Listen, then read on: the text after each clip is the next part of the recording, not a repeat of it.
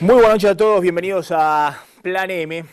Unos minutos antes de las 9 de la noche, ya estamos hasta las 10. En un programa especial que vamos a hacer esta noche, vamos a apartarnos un poquito de la coyuntura del minuto a minuto y vamos a tratar de hacer una especie de juicio a la economía acá, una especie de juicio a la economía kirchnerista. ¿Qué está pasando con el modelo? ¿Cuáles son los dilemas que enfrenta Cristina en estos casi 2 meses que quedan hasta las elecciones del 27 de octubre? Y lo que yo llamo una especie de dilema para la presidenta, o una especie de trampa para la presidenta, que tiene por un lado la misión, el objetivo declarado de tomar una serie de medidas en esta semana. Ya empezó la semana pasada con la suba del piso de ganancia, medidas que traten de reconciliarla con un sector de la población que o se ve castigada por la inflación o se siente que sus ingresos no alcanzan o que no son suficientes porque una parte se lo lleva al Estado. Por eso la medida del suba del piso de ganancias la semana pasada. Hay otras medidas en evaluación que tengan que ver con bajar el IVA a una canasta de productos básicos, tal vez algo más para los jubilados, además del aumento que ya a partir de esta semana empieza a aplicarse el 14% por la movilidad previsional. Bueno, una serie de medidas económicas que la presidenta apuesta para tratar de revertir el traspié electoral del 11 de agosto pasado. Y por otro lado, una serie de deberes pendientes fuertes que tiene la economía, básicamente porque no alcanzan los dólares. Hay una escasez de dólares evidente y hay fuga de dólares que están mostrando la caída semana a semana de las reservas del Banco Central. El gobierno sabe que tiene 2 grandes materias pendientes en términos de frenar la fuga de dólares. Por un lado, la cuenta turismo, donde se están yendo en el exterior más de 3.500 millones de dólares en la primera parte del año. Sabe que esa cuenta tiene que cerrarla a como dé lugar, pero no puede hacerlo antes del 27 de octubre porque significaría enemistarse más con la clase media. Sabe el gobierno que tiene que hacer algo con los subsidios al transporte y fundamentalmente a los subsidios energéticos, también que benefician a un sector de clase media en el área metropolitana para tratar de reducir el déficit fiscal y emitir un poco menos, porque con tanta emisión, con déficit fiscal, con nuevas medidas, todo eso significa incentivar la inflación. Pero todas esas medidas, Cristina ha decidido postergarlas para después de la elección, después del 27 de octubre. ¿Y qué hace mientras tanto? Y mientras tanto, mientras hay medidas que benefician a un sector de la población, el tema de ganancias a 2 millones de trabajadores formales de los mayores ingresos, se devalúa. Hay una devaluación en marcha, una devaluación que viene ya en el último año y medio, pero que se ha acelerado en los últimos 3 meses y el dólar oficial viene cada vez más rápido hacia arriba. Ese es el esquema que tiene el gobierno para, si bien no puede decirlo y acusa a que Massa o Macri o el que venga en el 2015 va a aplicar una devaluación, mientras tanto el gobierno está devaluando. Un ratito vamos a analizar los números. Vamos a avanzar con este juicio a la economía acá, con Aldo Piñanelli, expresidente del Banco Central, que ya está en nuestros estudios, con Agustín Datelis, economista de la Gran Macro, con José Anchorena, economista de la Fundación Pensar, con Guillermo Oliveto, director de la consultora W, que es un experto en consumo. Quiero que con él hagamos una radiografía de lo que está pasando con el consumo y la confianza del consumidor, que parece haberse recuperado en los últimos 2 o 3 meses, y esto le alcanza al gobierno. Y también con Eugenio Semino, el defensor de la tercera edad, que ya está en nuestros estudios, y es clave en este momento porque a partir ya de este mes empieza a llegar el aumento en los saberes de los jubilados del 14%, el segundo en el año por la movilidad previsional, pero la pregunta que está dando vueltas es si el gobierno viene con algo más, si tiene alguna carta más para ofrecerle ante las elecciones del 27 de octubre a los jubilados. Y más en términos estructurales, y hablando de los jubilados, es la deuda que tiene el gobierno. Hay una deuda ahí escondida que o la paga este gobierno ante el 2015 o lo va a pagar un próximo gobierno, que es la deuda con los juicios previsionales que crecen mes tras mes.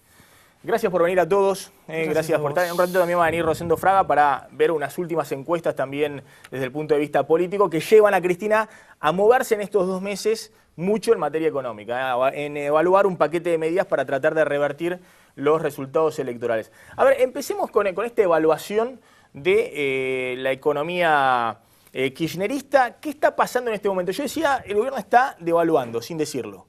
Después podemos discutir si esto está bien o está mal, pero esto está ocurriendo, está subiendo, en agosto subió 3% el dólar oficial, desde principio de año 15% el dólar oficial. Si uno proyecta los últimos 3 meses al próximo año, tenés una suba del dólar oficial del 30% anual, es una suba fuerte, una devaluación fuerte. ¿Por qué está haciendo esto el gobierno? Bueno, yo creo que lo está haciendo porque no quiere que se le atrase más el tipo de cambio oficial. Si uno compara la devaluación de los últimos 2 meses, el gobierno tomó debida nota que se le disparó la inflación. La inflación venía para 22% anual y después del descongelamiento de precios a partir de mayo, la inflación empezó a aumentar, fundamentalmente en el rubro alimentos, y lo que no quiere el gobierno es que se le atrase más el tipo de cambio, por eso elevó la tasa anual de devaluación al 28% anual, más teniendo en cuenta que Brasil también está devaluando fuertemente el real. Y nosotros, dentro del Mercosur, es muy importante la competitividad con Brasil. Hay un fenómeno mundial nuevo también que el gobierno ha tomado nota, que es que el dólar comienza a fortalecerse. Cambió el ciclo del dólar débil, ¿no? Se prevé que en algún momento la Reserva Federal de Estados Unidos va a tocar la tasa de interés. Estados Unidos ha dejado de emitir dólares como emitió en la crisis, y esto está haciendo fortalecer al dólar. Y esto en América Latina se siente. Así que el tema del dólar, creo que el gobierno lo que está buscando es que no se le atrase más de lo que ya está atrasado. Ahora, ¿hay un riesgo ahí? Lo he preguntado a Agustín Datelis, ¿no? Porque el gobierno dice todo el tiempo, nosotros no vamos a devaluar. Y uno ve en estas placas que desde enero del 2011 el dólar ha subido casi 42%, el dólar oficial, que lo que decíamos en el último año, el cierre de agosto del año pasado y agosto la semana pasada, hay un aumento del 22,5%, es decir, 22% de aumento del dólar oficial. Eso se llama devaluación. Eso se llama suba el dólar oficial, no, eso se llama devaluación del peso. Depreciación. Ah, ¿depreciación? Sí, porque, a ver, la cuestión es así. Si vos tenés un esquema flexible de tipo de cambio, como el que tenemos actualmente en la Argentina, con intervención de parte del Banco Central, vos lo que haces es tomar medidas de política cambiaria que van acordes a tu realidad macroeconómica. Es lo que está haciendo Argentina. Digamos, cuando hablamos de que no haya una devaluación, hablamos de que no haya una devaluación abrupta, como por ejemplo la que pedían de algunos sectores, como la que pedía, por ejemplo, acá está, vos no, Federico Sturzenegger, de tu sector. Creo que tampoco lo pedía. Pero... Bueno, pedía una devaluación del 40% abrupta. Esa es la devaluación que queremos evitar. ¿Por qué? Porque se sabe que una devaluación abrupta del tipo de cambio tiene traslado a precios y eso generaría un problema a la economía aún mayor, ¿sí? Por lo que representa como ancla nominal el tipo de cambio. Para vos esto no se traslada a precio que haya subido no, es una administración 22% en el último año del dólar y que en los últimos 3 meses esté subiendo al 30%. No, porque es una administración paulatina del tipo de cambio que vos la vas haciendo atendiendo a factores externos, como explicaba bien Aldo, tiene que ver con lo que está ocurriendo con el real en Brasil, ha aumentado el ritmo de depreciación del real y las proyecciones indicarían que lo vaya a aumentar aún más, porque si Estados Unidos sigue esa política que estamos esperando de suba de tasa de interés, los flujos de capitales de la región van a ir a refugiarse allá, eso va a generar una depreciación del real y entonces Argentina, considerando que Brasil es su principal socio comercial, tiene que atender esa situación y acompañarlo, pero administrando el tipo de cambio paulatinamente y a su vez generando controles sobre los precios para que no ocurra el traslado. Es la política que hay que hacer. Ahora te lo planteo en otros términos, porque digo que es devaluación, porque se ha devaluado el peso, porque hoy el dólar en Brasil está a 2,30, 2,40 reales por dólar.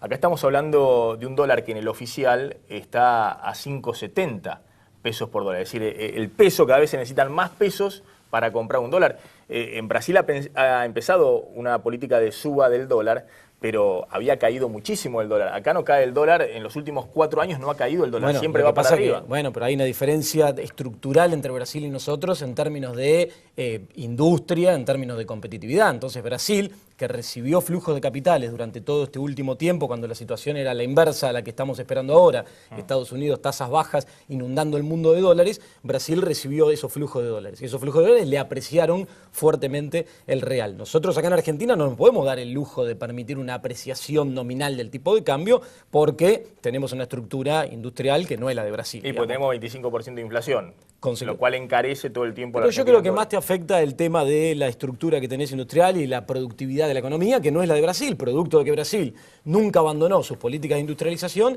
y Argentina durante 30 años tuvo políticas explícitas de desindustrialización. José Anchorena. Sí. de la Fundación Pensar, la fundación de Macri. Bueno, el tema de devaluación y depreciación es casi semántico, digamos. La clave es la palabra devaluar. ¿Qué significa? No hablemos con términos técnicos, tratemos de explicar bueno, por eso, a la gente lo que está sucediendo con la economía. Entonces, devaluar, ¿qué significa? Que el peso está perdiendo valor. Pierde valor frente al dólar, frente al real, y perdió valor durante mucho tiempo frente a los bienes. Inflación no es otra cosa que una devaluación de la moneda frente a los bienes también. O sea que acá esto está pasando y viene pasando y la causa de todo esto es políticas públicas del Estado nacional y sobre todo la poca intervención de justamente del Banco Central, que es el que preserva el valor de la moneda, valor de la moneda. Devaluar es no preservar el valor de la moneda. ¿Quién tiene que hacer eso? El Banco Central. El Banco Central se movió al costado, dijo, no, nosotros vamos a hacer políticas de desarrollo, cuando vos podés hacerlo con un Banco Nacional de Desarrollo, con muchos otros. Se movió al costado y no preservó el valor de la moneda. Entonces, ¿qué pasa? Tenés devaluación contra el dólar, contra el real y contra los bienes, que es la inflación que a todos nos afecta y que por lo tanto carcome los salarios, etcétera, etcétera. Una cosita más. El problema que tiene la Argentina en este momento es que la devaluación es prácticamente inevitable por haber hecho políticas malas respecto a la economía real. Vos cuando hacés muy malas políticas con respecto a exportaciones, inversiones, empleo, etcétera, terminás teniendo un problema en la moneda y por lo tanto te lleva a devaluar. Vos fíjate, los países que aprecian su moneda durante varios años, por ejemplo Australia, en los últimos 10 años, apreció su moneda bastante. Bueno, eso es porque había hecho buenas políticas y bajó por lo tanto, el dólar en esos países. Claro, entonces no tuvo que devaluar. Entonces, si vos terminás devaluando, es porque hiciste mal las cosas en términos reales, porque lo importante acá es lo real. A ver, yo me pierdo un poquitito en la crítica a veces. Hace 2 meses no había que devaluar. Yo me pierdo. Digo, yo me sentaba con ustedes pero está muy claro hace lo 2 que meses estamos diciendo, y me decían, Agustín. había que devaluar. Ahora no están nos devaluando. superpongamos, por Está favor. bien, pero está muy claro lo que estamos diciendo. Lo que estamos diciendo es, la devaluación es simplemente una consecuencia de las políticas que implementaron antes. No estamos diciendo hay que hacerlo, estamos diciendo va a pasar. El contexto y lo que internacional está no importa. Que Estados Unidos suba la tasa, los flujos de capitales se vayan de la región, No, se va a deprecia pasar, el no. real, no importa. Está pasando. Está pasando y va Claro. a pasar más. No, todavía no empezó a subir la tasa. Empezó a subir. Está pasando estamos el tema de la evaluación. devaluación. Yo lo que veo... No, está bien, pero digo, yo lo que ese veo- fenómeno externo no te genera la A ver, necesidad de tener que hay, llevar hay una política cuestiones de monetaria. corto plazo y cuestiones de largo plazo. Las cuestiones de corto plazo vos hace que el tipo de cambio nominal suba o baje un poco dependiendo de diferentes cosas, entrada de capitales, etc. Ahora, las cuestiones estructurales te hacen que si las haces bien, eventualmente se te aprecia la moneda. Si las haces mal, se te deprecia. Y las Entonces, cambiás de un día para el otro. Te hablé de no, 30 años de por política supuesto. explícita de desindustrialización y un modelo económico que lleva Estamos de 10 acuerdo años. que no la, A ver, un segundo, cambiás, pero un hace segundo. 10 Vamos a- años que vamos a estamos con plantear- y vamos para atrás. Vamos a Entonces, ordenar un poquito. Vamos a ordenar un poco. Lo que uno plantea, y a ver qué dice Piñanelli al respecto, y ahora le voy a preguntar a Oliveto cómo pueden impactar en el consumo estas medidas, uno tiene la impresión de que es difícil criticar que el gobierno vaya subiendo paulatinamente el dólar como lo está haciendo, que esté devaluando, porque la verdad que hay crítica de las economías regionales, Moreno tiene que estar atajando penales en la aduana porque no hay competitividad sino de sectores industriales en los cuales hay que proteger el empleo y demás. Lo que sucede es que uno piensa, bueno, agarraron el atajo fácil, porque están devaluando y por otro lado están dejando que se vayan los dólares del turismo en viajes al exterior, por otro lado no recortaron subsidios energéticos que son monumentales y eso genera por la emisión monetaria más inflación. Entonces, la verdad que devaluar así, uno dice, ¿para qué devalúan? Mejor no lo devalúen, porque Claro, si bueno. devalúan va a haber más inflación atrás. Bueno, yo lo Es decir, vengo paren la diciendo- devaluación. A ver, yo lo vengo diciendo de hace varios meses. Yo soy de los que dicen que el dólar multilateral está atrasado en un 20% en relación a los precios relativos de la economía argentina. Pero si a mí me preguntase Para explicar a la gobierno, gente, el dólar en relación a los socios comerciales. a los socios, no el bilateral que es solo con Estados Sí, Unidos. que ahí sí hay un atraso estamos muy bastante grande, complicados. como en la Pero época... en el multilateral, ayudado por la apreciación del real, estamos un 20%. Brasil también tiene un dólar barato, por decirlo Sí, de alguna manera. Ahora, el tema es que en este contexto de desequilibrios macroeconómicos que tenemos en la Argentina, devaluar no sería aconsejable, porque sería una devaluación nominal y no mejora la competitividad. Los precios van atrás porque, inmediatamente. Claro, primero hay que buscar corregir los desequilibrios macroeconómicos. Y creo que acá, en tu introducción, vos decías muy bien el tema de las elecciones. Yo no espero de acá a octubre grandes cambios estructurales en la economía argentina. Sí, medidas de interés electoral, como fue la ampliación del mínimo imponible, posiblemente haya alguna novedad con las jubilaciones adicionales al 14%, posiblemente algún subsidio universal al hijo se mejoraron las asignaciones familiares. Digamos, hay cosas puntuales que de acá a 60 días el gobierno va a ir anunciando tratando de recuperar la iniciativa. Pero estructuralmente, los desequilibrios macroeconómicos, no esperemos ninguna medida hasta después del 27 de octubre. Acá Argentina está teniendo un serio problema fiscal porque la importación de combustibles a $100 el barril nos está costando muy caro, no solo en dólares, sino también en el subsidio en pesos. Y también tenemos un serio problema monetario por la emisión de moneda y la reducción de las reservas. A ver, la pregunta es, estas medidas que tomó el gobierno, después vamos a analizar si alcanzan o no para revertir el resultado electoral adverso del 11 de agosto. ¿Cuál es el impacto real sobre el bolsillo? No se toman con ese objetivo igual. Bueno, son opiniones. La verdad que nosotros lo pasamos la semana pasada. Cristina, yo creo que esta suba del mínimo no imponible de ganancias lo toma como una medida a regañadientes, Cristina. Cristina cree que no es equitativa, que es una medida que beneficia solo a la cúspide de la pirámide salarial, por lo menos eso argumentó en los últimos meses, y que lo tiene que tomar porque los sindicatos amigos, no solamente Moyano, porque la dirigencia política le dijo, mirá, acá perdimos 1,5 millones de votos, que seguía Yo no creo que sea ese el motivo. Yo no creo que sea ese el motivo. A ver, digo, desde un montón de sectores se pedía esa medida. Digo, a ver, el equipo económico de Sergio Massa venía pidiendo y trabajando, donde me cruzaba con ellos, que había que levantar el mínimo no imponible del impuesto a las ganancias. Se levanta el mínimo no imponible del impuesto a las ganancias, tiene un efecto positivo sobre consumo, va a permitir consolidar el mercado interno, sostener la actividad económica en el segundo semestre del año, en un contexto adverso por lo que está pasando en Brasil, entre otras cosas.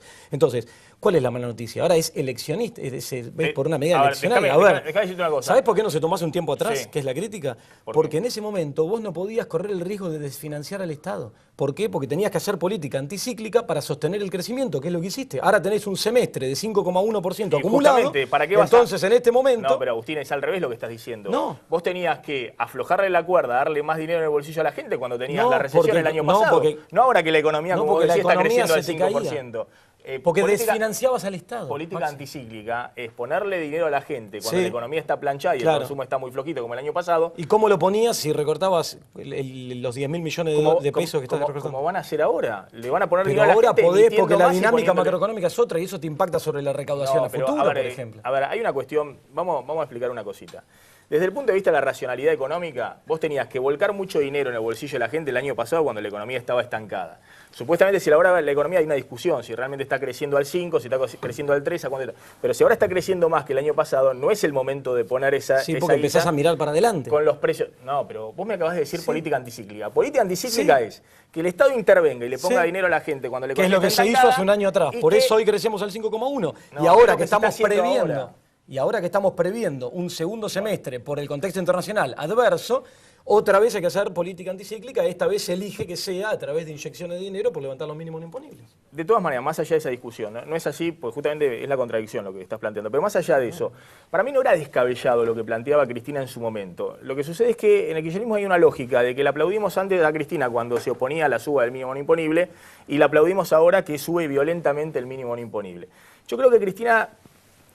no era irracional lo que planteaba cuando decía, ojo, que ponerle dinero en el bolsillo al 10% que más gana en la Argentina significa por ahí un costo porque hay jubilados, mira que 7 de cada 10 jubilados, casi 8 de cada 10 jubilados, a partir de este mes van a ganar 2.500 pesos. Sí. No van a llegar a los 2.500 pesos. Y acá estamos hablando de que estamos beneficiando a trabajadores que ganan entre 8.000 y 25.000 pesos. Un jubilado lo mira desde abajo y dice, pero ¿de qué estamos hablando? O sea, no era descabellado lo que planteaba... de vista el ritmo de aumento que tuvieron las Claro, jubilaciones en los últimos años. Pero pará, no era descabellado lo que planteaba Cristina. Lo que sí, y por eso yo estoy de acuerdo que se haya subido el mínimo no imponible, es que Cristina lo que no decía es que estaban subiéndole la presión impositiva a 2 millones de trabajadores con la inflación. Es decir, no es que vos estabas recaudando más porque habías hecho una reforma fiscal que decidías cobrarle a los que más ganaban, sino que el Estado se hacía el oso, miraba para otro lado, decía la inflación no existe, y con el 25% de inflación, Cristina es más, ha hecho 3, 4 discursos diciendo este es el único gobierno que no aumentó los impuestos. Bueno, le estabas aumentando los impuestos y eso es lo que reconoció Cristina el otro día. Reconoció que le había subido violentamente los impuestos a este sector y decidió de alguna manera morigerar esa alza de impuestos. Nunca nadie dijo que la inflación no existe. ¿Y cómo hacías en ese momento para frenar abruptamente la inflación? Que es lo que estás pidiendo de alguna forma. ¿Cómo hacías en ese momento para frenarla abruptamente? ¿Cuándo? Cuando vos decís había inflación, hay una inflación del 25%. No, hay, hoy sigue habiendo. Bueno, ¿cómo la frenás abruptamente? ¿Con una política de ajuste? No, y tenés un impacto en la cantidad. abruptamente nadie plantea. Ahora vamos a discutir cómo frenar la inflación. Todos están diciendo, ojo, sabemos cómo no frenar la inflación. ¿Cómo no frenar la inflación? Es emitir cada vez más pesos, tener un déficit fiscal con los subsidios, es decir, ahí sabemos que no se va a frenar la inflación. Devaluar, subir el dólar permanentemente. Y se traslada a tarifas, no subir está el pegándole a la ejemplo, inflación. subir el dólar 22% en un año, nosotros sabemos que eso no es antiinflacionario, que eso es proinflación. Y retenerlo es generar atraso cambiario. Bueno, No lo ese sé. es el Vos me problema, estás diciendo, son dos ese es problemas justamente distintos. el problema donde se han metido. Se han metido en un problema donde tienen que elegir entre empleo y salario real. No, por eso no nos metemos en un problema. La macro funciona No, con ustedes, esos tipos de ustedes conflictos. con las políticas que han elaborado se metieron en ese problema donde si devalúan, cuidan un poquito más el empleo, que está muy bien. Y ese es el problema de las economías regionales, que si no devalúan son menos competitivas y se pierde empleo. Si no devalúan, pero si devalúan, lo que pasa es que el salario real a través de la inflación pierde más poder adquisitivo. Entonces, esa es la disyuntiva. La economía es cíclica, ahora, tenés que jugar con las variables. Sí, pero gracias a Dios, hoy tenemos todos los Agustín, instrumentos de a los política otros países económica no al les alcance de la pasa mano, eso. antes no. No les pasa eso por hacer buena política pública, por no tener a un En Moreno que economía no hay una desalienta. receta mágica. Y me acuerdo cuando supuestamente había recetas mágicas. No hay recetas mágicas, por supuesto. Bueno, hay inteligencia, cosa que no hay en el gobierno. Vamos para adelante. Y de hecho vamos a llegar en un ratito a ver hacia dónde vamos con la economía. Porque todos hablamos, yo digo, bueno, ojo, ¿qué están haciendo? Están subiendo el dólar oficial al 30% anual. Pero a todos les parece barato el dólar a 5,70. Por eso nadie se queja de que están devaluando. Sí, también se instala desde alguna cuestión de expectativa. Bueno, de y si no es barato, clávenlo. Se instalan discursos. Pero Recién no lo escuchaba suban una más, de las cuestiones que entonces. dijiste. No lo suban más. Se No dejan devalúen salir más. 3.500 millones de pesos por turismo. Dólares, ¿Qué hacemos dólares, entonces? 3.500 proponiendo de dólares. Estás proponiendo que se prohíba que la gente haga turismo. No, te digo que hay que hacer, pero te digo que hay que hacer. O una de dos, vos tenés este dólar, no hagan, es decir, todo, con esta situación, con los 3.500 millones de dólares, esto la gente se enoja mucho cada vez que lo digo, y por eso ningún político lo plantea, no lo va a plantear Massa, no lo plantea Cristina. Vos quisieras subir el impuesto a los gastos. Pero sin duda, en estas condiciones, la tasa para gastar con tarjeta de crédito en el exterior, en estas condiciones, después tenemos que discutir cómo llegamos a tener cepo al dólar, escasez de dólares, caída de reservas y devaluación, como está aplicando el gobierno, y un dólar paralelo a 9.50. Después podemos discutir cómo llegamos hasta acá. Ahora, en esta situación, o una de dos, o vos subís la tasa del impuesto a los que viajan al exterior al 50%, al 60%, al 70%, a lo que sea. No podés, más de 35 no podrías. Claro, no podés porque es como un anticipo de impuestos. Pero bueno, se han hecho tantas cosas. Pero vos tenés que hacer algo, o ponés un dólar turista a 9 pesos, como es el dólar real el que va a comprar dólar. Sin duda, ahí estás gastando 3.500 millones de dólares que se fueron el primer semestre al exterior, que es igual al déficit energético. Es decir, el gobierno está beneficiando a un sector de clase media que se va a Miami o se va al exterior, y por otro lado, a quien quiere conseguir, al abuelito que quiere conseguir, no sé, 50 dólares por mes para ahorrar y ponerlos abajo del colchón, los tiene que ir a comprar a 9 pesos. O la señora que trabaja en el servicio doméstico, hay más de 1 millón de inmigrantes y tiene que enviarle alguna remesa a su familia, va y lo compra a 9 pesos más lo que te cobra Western Union enviarla al exterior. Sí, lo que sería interesante es cambiar la mentalidad esa de que el abuelito ahorra en dólares, por ejemplo. Pero hoy no la cambiás y hoy lo que Vamos a estás trabajar en haciendo, eso. lo que estás haciendo es transfiriendo una cantidad enorme de dólares, 3.500 millones de dólares en un semestre, equivalente a tu déficit energético, a sectores de clase media. A Susana que te revienta la tarjeta en Miami, o a alguien que gana 25.000, 30.000 pesos y puede irse a Miami, que no es el caso, me imagino, de 7 de cada 10 jubilados. A ver, Guillermo Oliveto, y ahora vamos a hablar con Semino de qué pasa con los jubilados. ¿Qué está pasando con el consumo? Estas medidas que anunció Cristina, ¿pueden reactivar el consumo? ¿El consumo ya venía reactivándose en este año? Sí, Maxi, ya venía bien, digamos, el consumo el primer semestre arrancó flojo, en el momento que siempre está flojo, que es el mes de abril, que es el pico donde más brecha hay entre los salarios y la inflación, y una vez que estuvo la paritaria en la calle y el aguinaldo, el consumo volvió a repuntar, subió 22% el índice de confianza de los consumidores entre mayo y agosto, hoy ya están 50 puntos, y tenés primer semestre 8% arriba venta de autos, unidades, 6% venta de motos, 2% venta de alimentos, bebidas y productos de cosmética en supermercados, y 1% arriba la venta en shopping centers. El único sector del consumo que está recortado claramente por el efecto del cepo es el sector de transacciones inmobiliarias, que está a menos 22%, con respecto al año pasado, que ya había caído bastante, ¿no? Pero tenés un consumo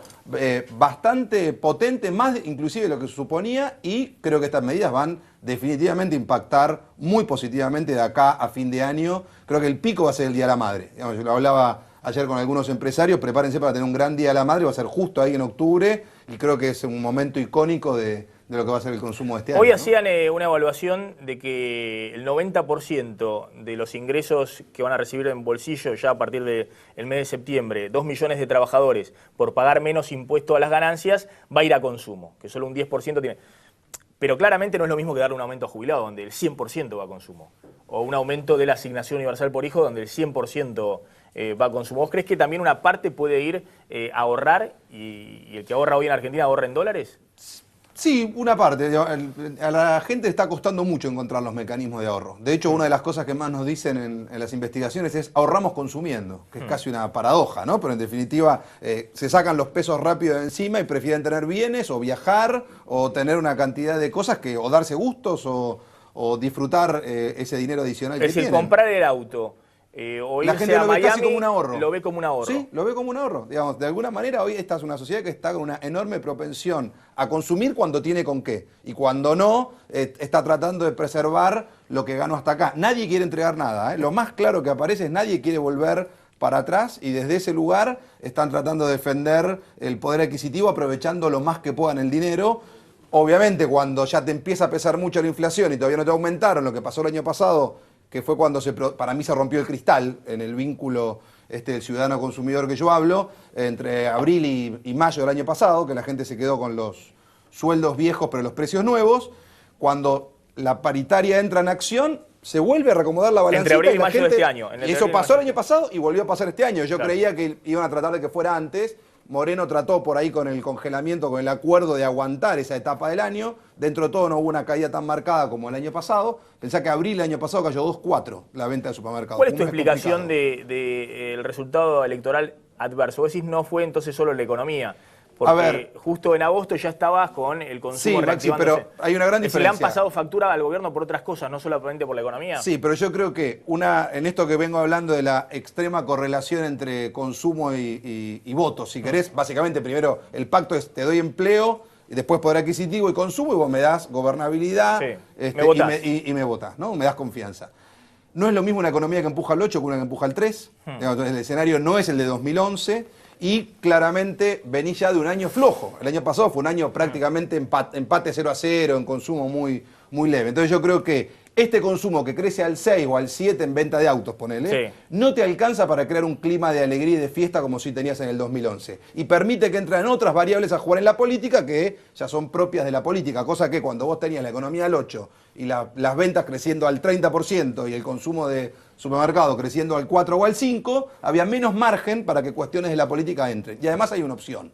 Hay una opción que propone que no está ni todo bien ni todo mal, ¿no? Que es una opción que en ese momento no estaba. Estoy hablando particularmente de la opción de Massa, obviamente. Ahora la seguimos ese tema, ¿no? Porque es interesante. ¿Qué rol juega la inflación, no? Uno tiene la sensación, lo que vos decías, que en algún momento la economía se quedó sin combustible, que le hicieron un ayudín con el congelamiento, la paritaria, pero que ahora viene esta otra ayuda de las medidas de poner Sí, dinero. una cosa en el con bolsillo respecto a la puntuales. inflación es, la inflación de 2012, todos lo sabemos, no fue muy distinta de la de Sí. 2011. Se sintió muy distinto. Porque en esos 3 meses que se quedaron con la brecha, la gente se dio cuenta de lo que significaba perder fuertemente poder adquisitivo. Y la inflación entró en la cancha. Hasta ese momento venían llevándola bastante bien. Y a partir de ahora ya pasó a ser un tópico que está permanentemente influyendo, ¿no? Eugenio Semino, defensor de la tercera edad, bueno, a partir de esta semana empieza a otorgarse el aumento a jubilados, ¿no? Ahí tenemos una placa, es del 14,4% el aumento en septiembre a los jubilados,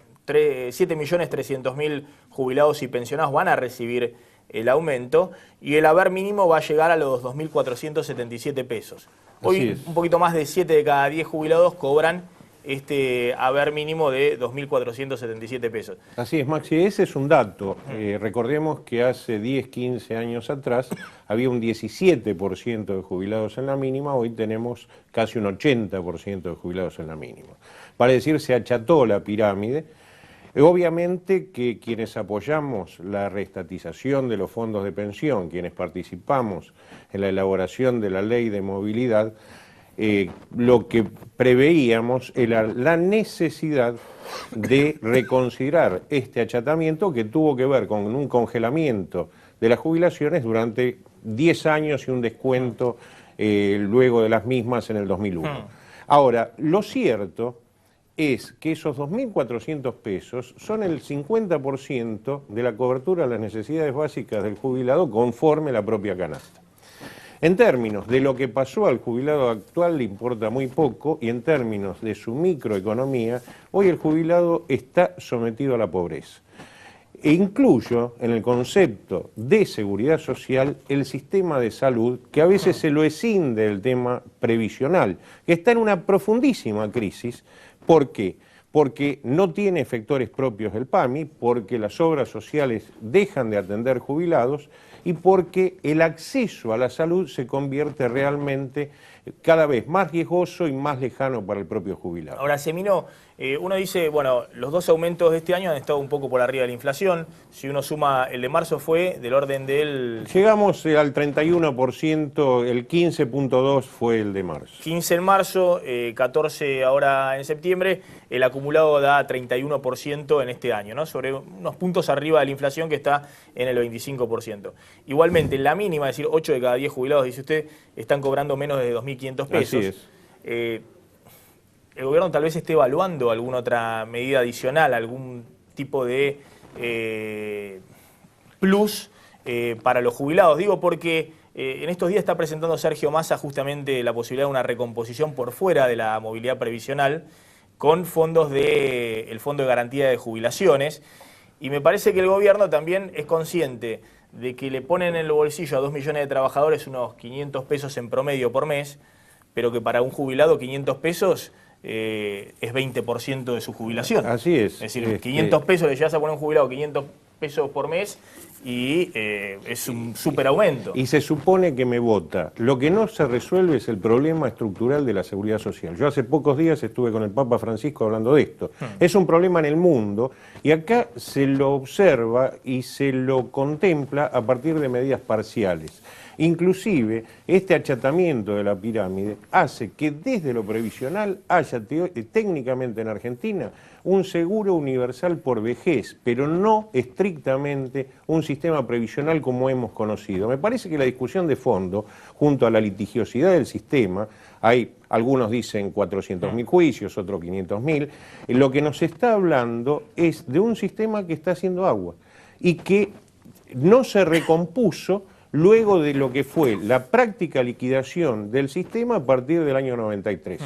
Me parece que esta discusión, que incluye, insisto, al sistema de salud, lo que es la salud del jubilado se provee del subsistema privado que está quebrado. Todos los días hay hospitales nuevos y sanatorios nuevos que desaparecen, otros que reaparecen por negociado de los propios funcionarios y el sistema público que está enclenque. Ahora, ¿usted cree que hay margen para de acá al 27 de octubre haya algún Bueno, plus se alguna habla adicional de para los subir estos 2.400 para generar el espejismo del 82% sobre lo que tiene que ver el salario mínimo del trabajador activo. Digo, ¿por qué el espejismo? Hoy está en el 70% más o menos. Más o menos. En el caso de la jubilación mínima versus el salario Claro, mínimo. pero cuando hablamos de salario mínimo, yo no lo voy a definir, ustedes lo saben mejor que yo, tiene que ver con la cobertura mínima de las necesidades básicas del trabajador. Que alguien me explique por qué el jubilado tiene que tener un 18% menos de cobertura de esas necesidades básicas. Vamos a hacer una tanda muy cortita y seguimos en un minuto con el juicio a la economía acá. Le voy a preguntar a Piñanelli, a Agustín Datelli, a José Anchorena y también a Guillermo Oliveto. Bueno, ¿qué pasa no solamente con la clase media, con los jubilados, sino qué pasa con la deuda? Si ha dejado de ser un problema, toda la discusión con los fondos buitres. ¿Qué pasa con los sueldos de ahora en más? Con la inflación y con los sueldos y con el dólar, si esto que estábamos discutiendo ahora, ¿qué puede pasar después del 27 de octubre? Tanda muy cortita y volvemos, no te vayas.